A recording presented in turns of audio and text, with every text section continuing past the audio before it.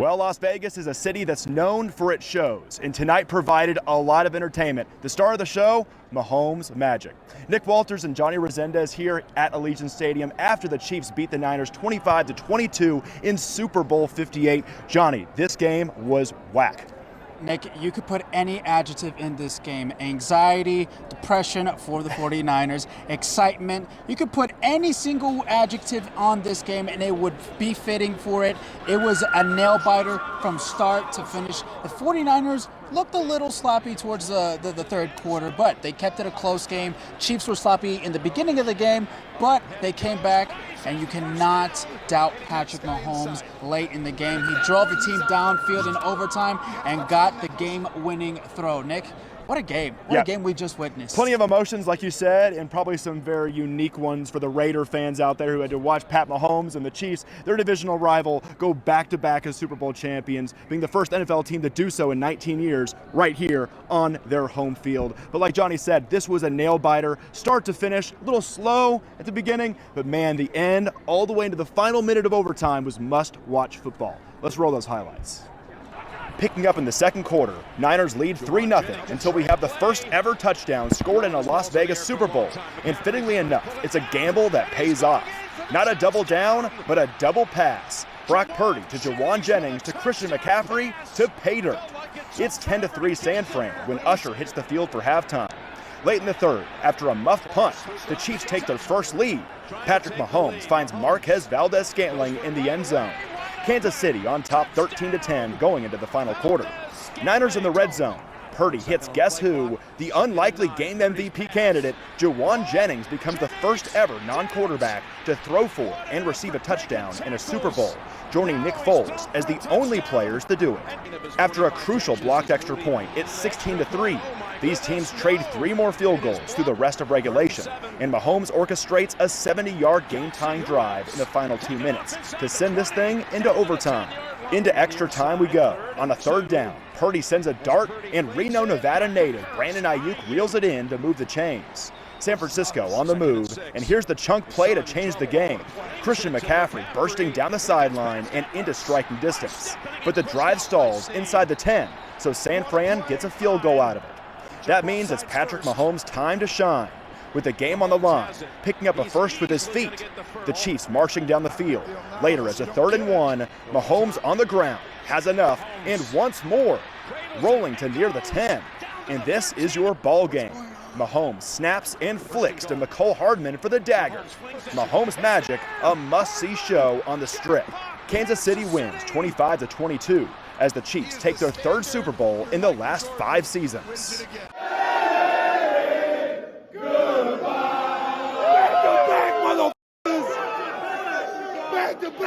And Johnny, the partying started in the locker room because we were both in there, got soaked by champagne a little bit, and the emotions were crazy. I was about to say, I'm pretty sure the lighting isn't going to show any of the champagne that soaked in our suits because we were right there, dead in the middle of it. There was cigars smoking, there was champagne popping, there was every single thing you could imagine in that Chiefs locker room. It was just pure elation. Dreams were coming true tonight for those players, and hey, it was a sight to behold.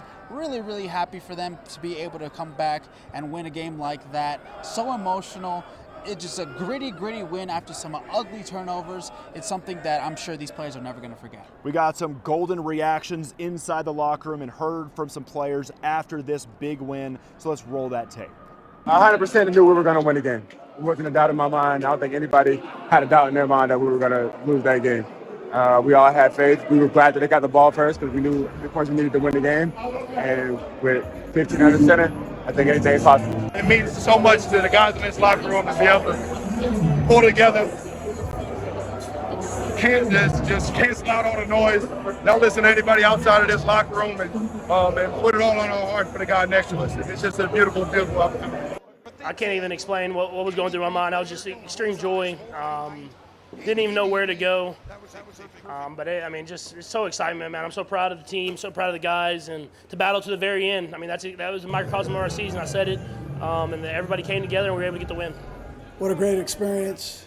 I appreciate our guys for the great job that they did, the players and the coaches. Defensively, our guys came out, played their hearts out like they've done all year. We are the champions!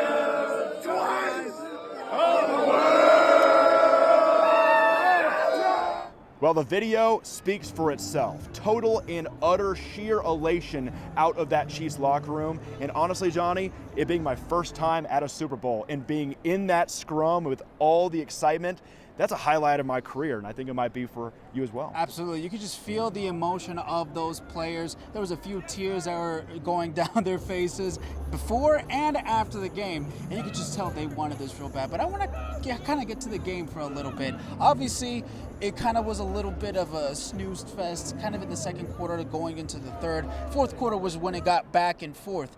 But something that really stuck out to me was Brock Purdy was throwing a lot on first down. They weren't really giving it to McCaffrey that much. He obviously was getting a lot of reception yards, but it seemed like they were relying a lot of it on Brock Purdy, and obviously the Chiefs found a way to blitz him. They found a way to make him uncomfortable in the pocket, and I feel like that was the difference of the game. They made sure that it was going to be Brock Purdy to beat them, and hey, the defense for the Chiefs showed up, and as the game went on, Patrick Mahomes showed why he's built for the big moments. He drives him down the field in the fourth quarter, obviously drives him down the field in overtime, but something about the 49ers, it just felt like they kind of lost a step in the second half. What say you? Well, first off, to your point of the game going slow in the early portions, I think a testament to that was in the third quarter or so, the biggest storyline of the game was the kickers. Oh, yeah. you had San Francisco's Jake Moody setting the Super Bowl record for the longest field goal, 55 yards. And then later in the game, the Chiefs' Harrison Butker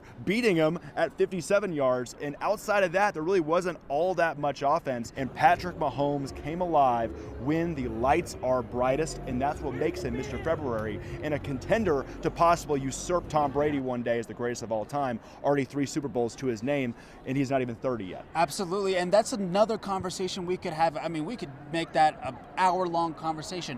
Is Patrick Mahomes already amongst the top 5 greatest quarterbacks that have ever played this game? I say after a win like this, he absolutely should. A come-from-behind win after a lot of stuff wasn't going right for him. Let's not forget, to start off the second half, Chiefs got the ball, he throws a pick. To have the mental fortitude to just have a memory that is that short and be able to help his team go back and win that game. I mean, that spells greatness for you. What say you? I mean, is Patrick Mahomes already a top 5 QB of all time? Some are already saying that he's better than Brady, which I think is ridiculous.